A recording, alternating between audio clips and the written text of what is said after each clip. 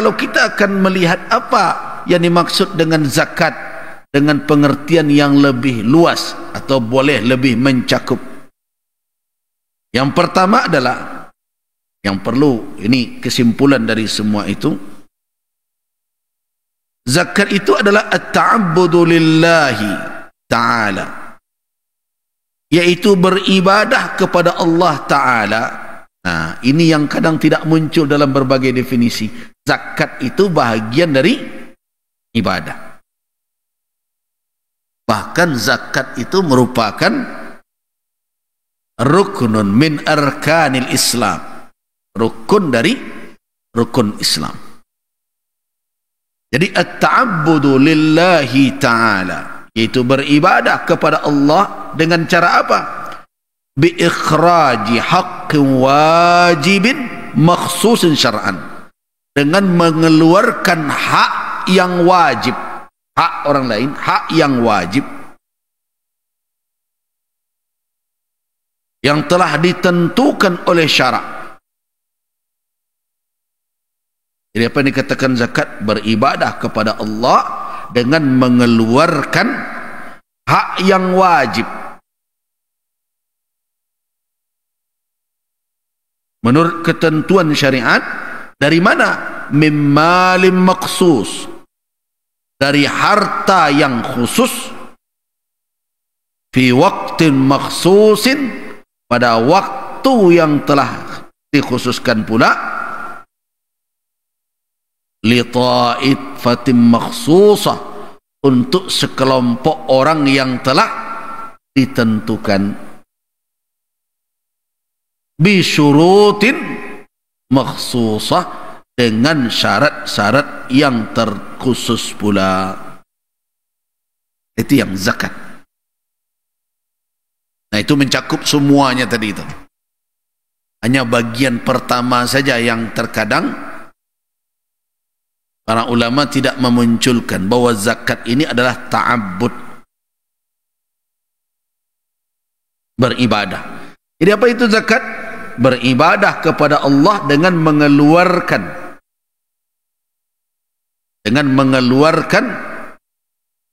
hak yang wajib. Jadi kalau hak bagi orang lain berarti kewajiban, kan? Beribadah kepada Allah dengan mengeluarkan hak yang wajib makhsusin syar'an, yang dikhususkan, yang ditentukan oleh syariat. Dari mana? Mimmalin maksus, dari harta tertentu, fi waktin makhsusin, pada waktu tertentu, li ta'ifatin makhsusah, untuk sekelompok orang yang telah tertentu pula, bi syurutin makhsusah, dengan syarat yang telah tertentu pula. Itulah zakat.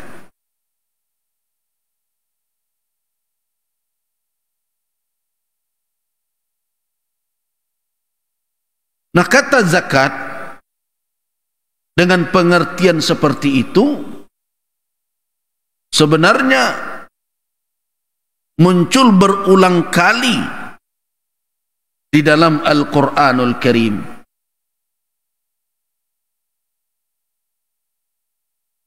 Karena itulah makanya para ulama ketika berbicara tentang kewajiban zakat, tidak ada ikhtilaf, perbedaan pendapat di kalangan ulama tentang fardiyatuha, kewajibannya, fardunya. Karena Al-Quranul Karim berulang kali memerintahkan itu. Kata zakat saja, az-zakah, berulang di dalam Al-Quran sebanyak 32 kali.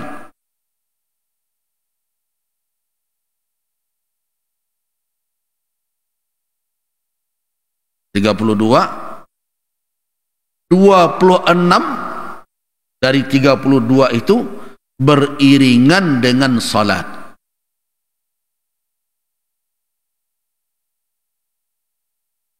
Dari 32 kali Al-Quran menyebutkan kata zakat, 26 beriringan dengan salat. Seperti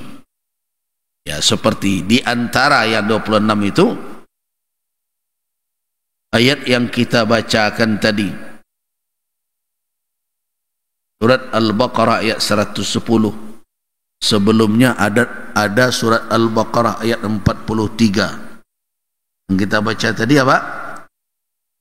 Al-Baqarah 110, wa aqimus salah wa atuz zakah wa ma tuqaddimu li anfusikum min khairin tajiduhu indallah innallaha bima ta'maluna basir. Al-Baqarah 110. Sebelumnya ada pada ayat 43, wa aqimus salata wa atuz zakata warka'u ma'ar raki'in. Jadi 26 dari 32 beriringan dengan kata salat. Datangnya perintah zakat beriringan dengan salat itu memberikan penekanan dan penegasan tersendiri bahawa seorang hamba tidak hanya bisa menjadi orang yang taat kepada Allah Subhanahu wa taala dengan hanya memperkokoh hubungannya dengan Allah, tetapi tidak menjalankan kewajiban yang dibebankan kepadanya terkait dengan hubungannya sesama manusia. Jadi kalau kita datangkan ayat duribat alaihimudz dhillah aynama thuqifu illa bihablim minallahi wa hablim minan nas, perhatikan ayat 112 surat Ali Imran itu, duribat alaihimudz dhillah aynama thuqifu illa bihablim minallah wa hablim minan nas waba'u bighadabin minallahi wa duribat alaihimul maskanah dzalika biannahum kanu yakfuruna biayatillahi wa yaqtuluna al-anbiya'a bighairi haqq dzalika bima asaw wa kanu ya'tadun. Ali Imran itu. Nah, kalau kita pakaikan kaedah umum dalam Al-Quran itu bahwa kehinaan akan menimpa mereka dimanapun mereka berada, kecuali kalau mereka menyambung dua hubungan, menyambungkan dua tali, yaitu tali kepada Allah bihablim minallah wa hablim minan nas. Nah, kalau kita bawakan kaedah ini kepada perikan salat dan zakat, bertemu, karena yang menonjol pada perintah salat adalah mengokohkan hablum minallah, dan yang menonjol pada perintah zakat adalah mengokohkan hablum minallah. Nah, jadi kalau mau meraih kemuliaan, ternyata bukan dengan cara bakhil menumpuk harta menunjukkan kita kaya. Ternyata kalau kita ingin terhindar dari zillah, dari kehinaan, bagaimana caranya? Berbagi.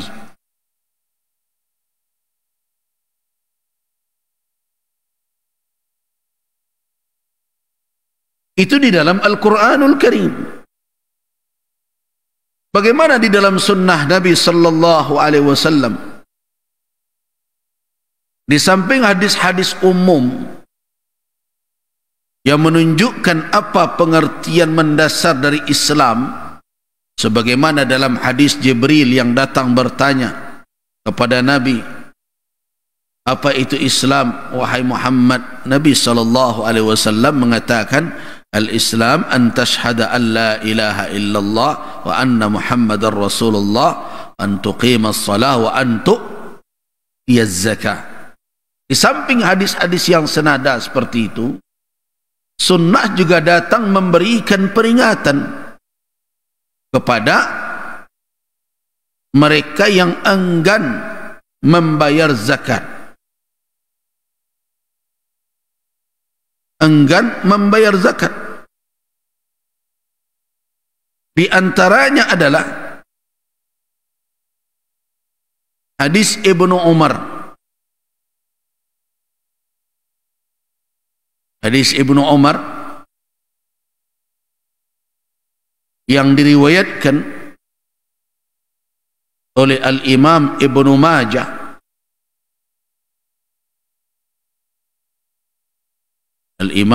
Majah rahimahullah. Apa kata Rasul sallallahu alaihi wasallam? Ya ma'syaral muhajirin, wahai kaum muhajirin, khamsun idza btulitum bihinna wa a'udzu billah an tudrikuhunna. Nabi memberikan peringatan tentang 5 perkara yang akan menjadi bala, yang menjadi ujian, yang akan menimpa. Dan Rasulullah berselindung kepada Allah agar jangan sampai kaum muhajirin bertemu dengan 5 perkara tersebut.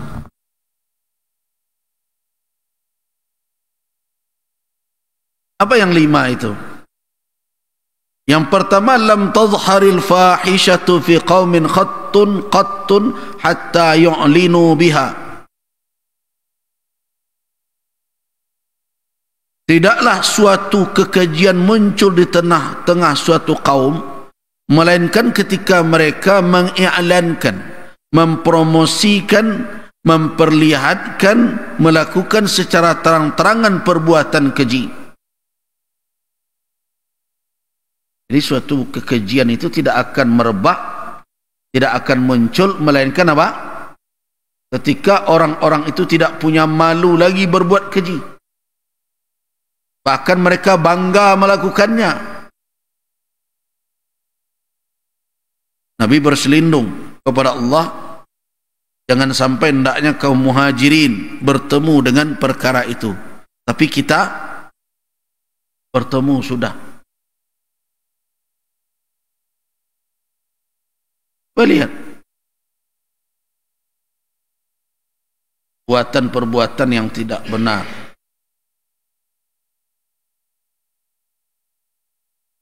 yang bermunculan kemaksiatan hari ini. Tidak ada rasa malu.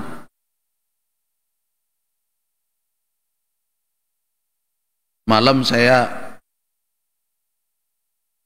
diundang hadir berikan nasihat kepada anak-anak, bapak-bapak dan ibu yang ikut itu petisi UDA Uni itu. Saya sudah ingatkan, jangan sampai kompetisi-kompetisi seperti itu menjadi apa? Menjadi ajang untuk menunjukkan aspek-aspek yang hanya akan dieksploitasi oleh orang. Kok rancak baralamona rancak bisa dipertahankan. Gagah wak baralamo bana gagah. Saya katakan dahulu, saya sudah minta ini kegiatan ini ditiadakan,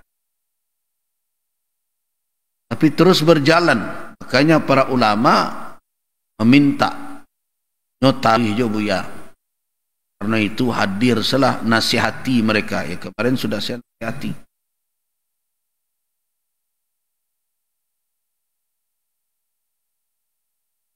Kita akan bertemu nanti di mana-mana. Saya tidak mau anda semua dieksploitasi.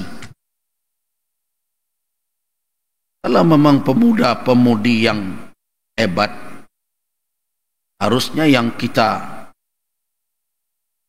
miliki, yang menjadi potensi kita, itulah yang dililit oleh orang. Cerdasan, kepribadian. Nah itu, pesankan, jadilah duta-duta yang membawa kebaikan, yang menggerakkan kebaikan kepada teman-teman anda yang sebaya. Mudah-mudahan saja mereka ingat yang bisa kita lakukan dan dinasihati. Nah, tetapi di tengah masyarakat, apa yang terjadi? Kekejian itu merebak disebabkan Orang yang berbuat kejahatan tidak punya rasa malu, bahkan melakukan terang-terangan. Bagaimana kita melarang anak-anak berjoget-joget kalau guru-guru di TikTok, mereka yang berjoget-joget? Kita gelisah juga dengan runtuhnya wibawa para pendidik di bola lu sedang anak murid. Kalau nampak awak muda itu bergoyang je pak je ibu guru, pak guru, maka do wibawa. Jadi ternyata yang membuat runtuhnya wibawa pendidik adalah pendidik itu sendiri.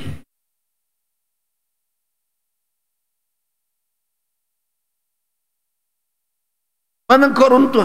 Ya perangai wak sama je nak didik wak tu.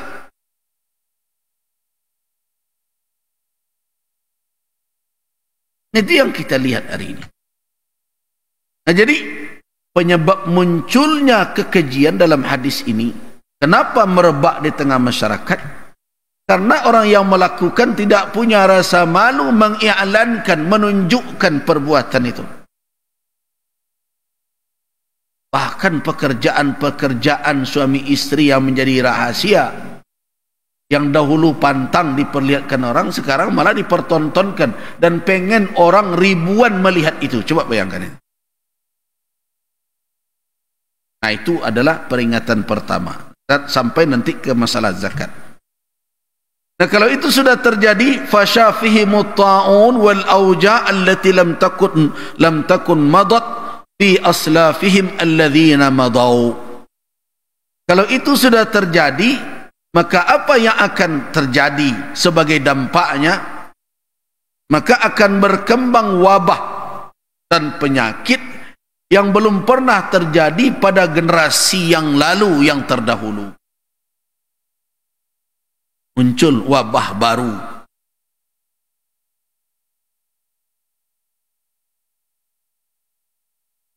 Corona. Dulu tidak ada, muncul.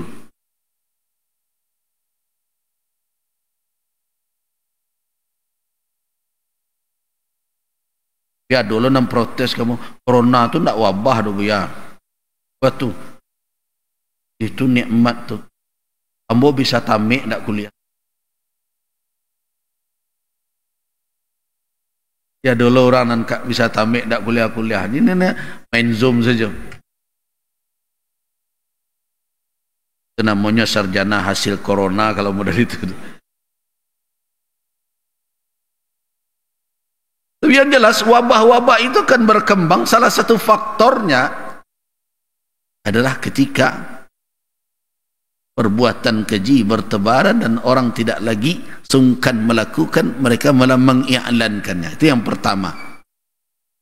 Yang kedua, walam yanqusul mikyala. Tadi 5 kata Nabi ya. Salah satunya adalah zakat. Ini yang jadi yang menjadi rujukan atau menjadi hujjah kita dalam masalah peringatan jangan sampai zakat tidak ditunaikan, akibatnya tidak tanggung-tanggung. Yang kedua, lam yanqusul miqyala. Satu kaum tidak akan terjadi dalam perbuatan mereka mengurangi timbangan ukuran. Jadi jangan timbangan dan ukuran ini hanya difahami timbangan dan ukuran takaran orang menjual lado saja. Kini ada timbangan dan ukuran yang lebih parah dari timbangan jual lado di pasar itu. Para penguasa kalau laka menimbang mana untuk inyo, mana untuk rakyat, berapa hanya gini. Jadi mana mikyal dan mawazin itu, takaran dan timbangan itu, jangan difahami hanya sebatas takaran dan timbangan yang ada di pasar.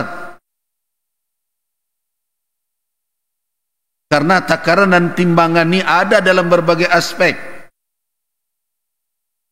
Orang kan kecenderungannya kalau laka membagi, biasanya gadang kawak.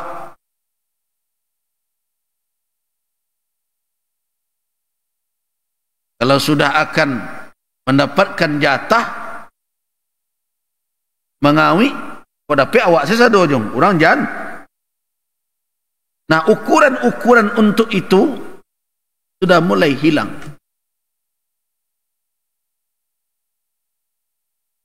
Orang tidak peduli.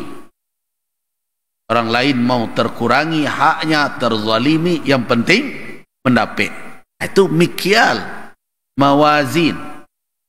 Nah, secara kasat mata betul, timbangan yang ada di pasar, yang sekilo jadi 8 on. Tetapi jangan hanya sebatas itu saja difahami. Ada timbangan-timbangan lain, ukuran-ukuran lain yanglah disepakati. Kalau awak bakarajo iko, kan ada aturannya. Para ada pek awak gaji. Kau indak bacarian setiap sebentar SPPD supaya dapat tambahan cakeran. Lapannya anak buah membuat SPPD, dinas luar taruhi saja. Lagi dibuat apa kau lekon?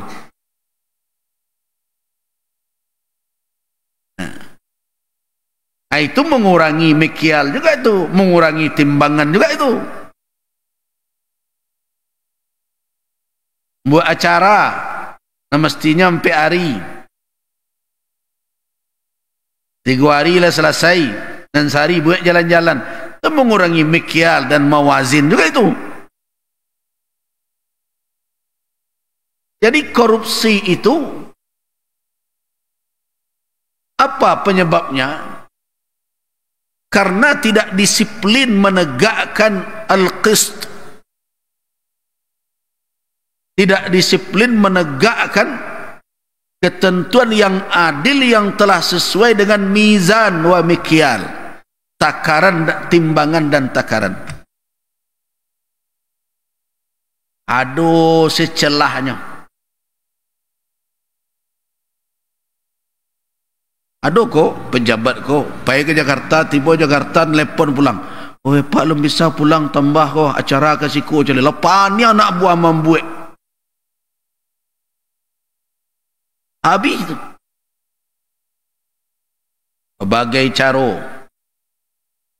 Hotel bintang 3, bercarian bintang 2. Kwitansi depan kita di mama. Nah, itu kan seluruhnya mesti berjalan berdasarkan mizan, timbangan yang jelas, ketentuan yang telah dibuat. Nah, kalau itu terjadi, orang sudah berani keluar dari ukuran-ukuran yang jelas tadi, di pasar, di kantor, dimanapun.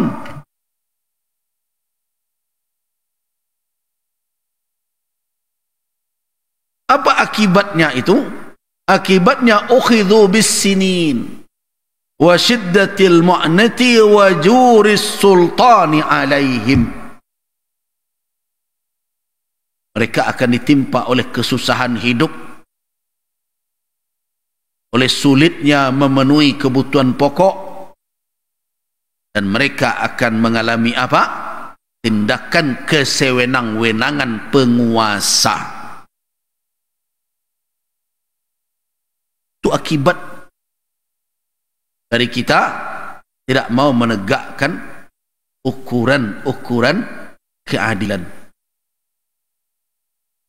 Kalau ingin penguasa itu tidak semena-mena dengan kita, awak juga harus berubah.